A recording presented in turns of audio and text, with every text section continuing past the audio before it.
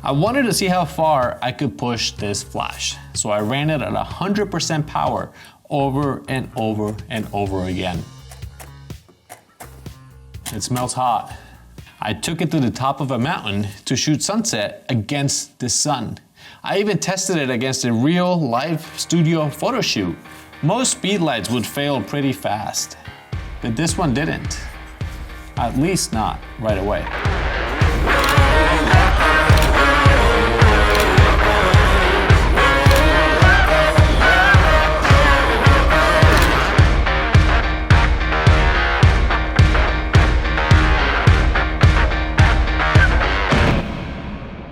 This video is sponsored by Neewer, but I told them up front that this is not gonna be a review video. Think of it as a stress test for this thing. From lab style abuse to real world shoots. Let's look at the results. This is the Neewer Z3R. Okay, now we're gonna be testing performance and reliability. I'm gonna do 100 photos at 100% with 2-second exposures and see how many misfires we get. This should be like a 3.5 minute test. So we'll see. So far, everything's working fine. Still going at 100%. It hasn't missed one that I noticed. Oh, did it miss one? 2. I have the overheating signal up here and it's missing a few more. Now it's like every other shot, it's taking a photo. Is it gonna make it? We have like 10 more seconds. The first test was performance and reliability. 100% power, 2-second intervals with no breaks. 10 shots, easy. 30 shots, still fine. 50 shots, no issues. 80 shots in, it finally missed. And then everything changed. See, after that, it started protecting itself. 2 misfires for every good shot. Technically, that's not failure, that's overheating protection kicking in. And honestly, this makes sense because it's a 100 watt second flash with a 1.7 second recycle time. So firing it at every 2 seconds at full power, that was basically redlining the whole time. I really expected it to misfire around the 30 to 50 shot mark, but 80 full power flashes in a row at 2-second intervals. That's kind of insane for a speed light. So for this test, it gets an 8.6 out of 10. Next, I pushed it in ways that don't just test the flash, they test you. Okay, so in strobe mode, the flash is gonna fire multiple times in one exposure and it's gonna freeze the action in different scenes, but we need darkness. And I'm gonna put this black tarp on the wall to make everything dark. Now, ideally, something like dancing and stuff like that looks great. I don't know how to dance, and I don't have a big flowy dress either, so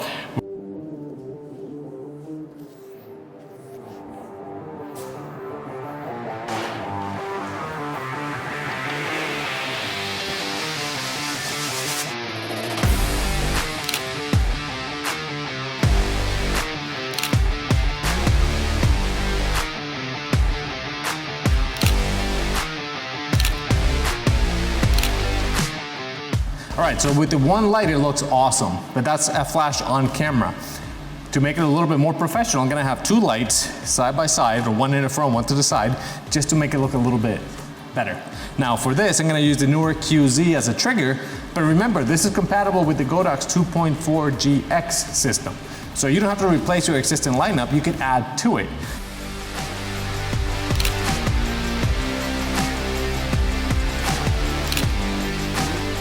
I'm gonna try something different. I'm gonna leave the modeling lights on and do rear curtain sync. That should create a little bit of motion and then freeze the action. So being able to leave the modeling lights on can help you with this creative stuff. Let's see where I can find them here. Modeling lamp continues.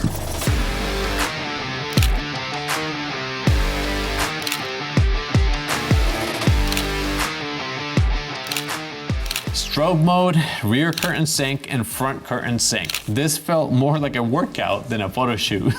The timing, movement, and exposure, everything has to line up.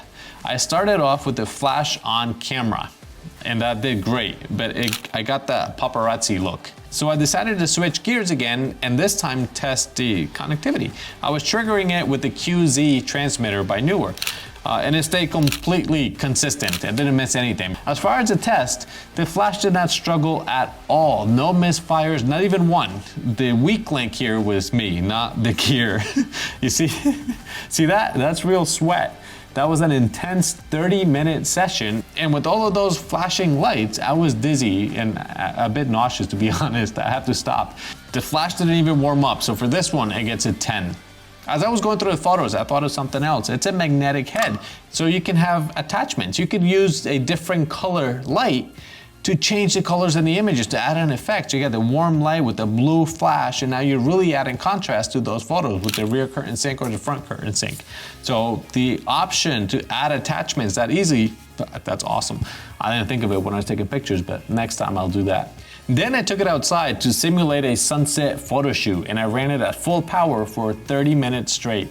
High speed sync, underexposed by 3 stops, basically asking this thing to fight the sun. And you'll have to excuse me here because I didn't turn on my microphone on top of the mountain. The idea was to simulate a sunset photo shoot using high speed sync and underexpose the environment and light me using the flash.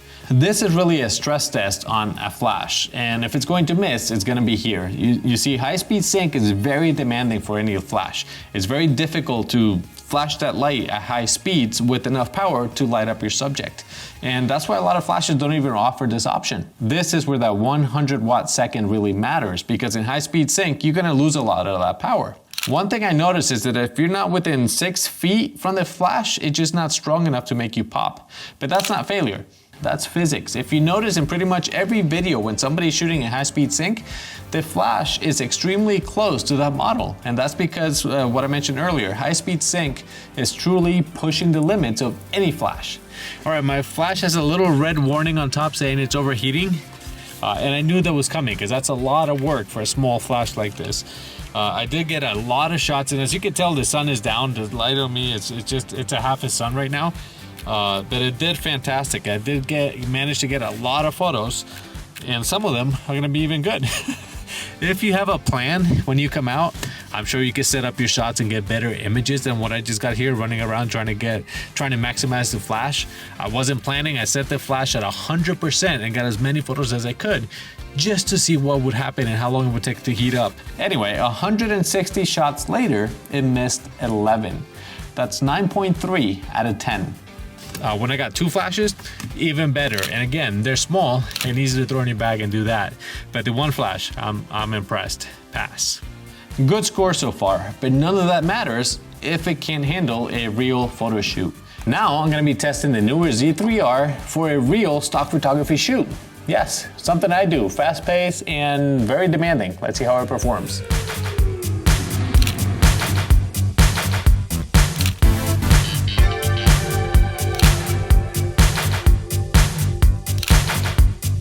Cheers. Start to finish, 1 light. And yes, I'll be uploading those photos to the stock agencies, hopefully a couple hundred of them. They rate this flash for 500 shots per battery at full power. And I know I went past that, and the battery's still at 3/4. And that's not a test.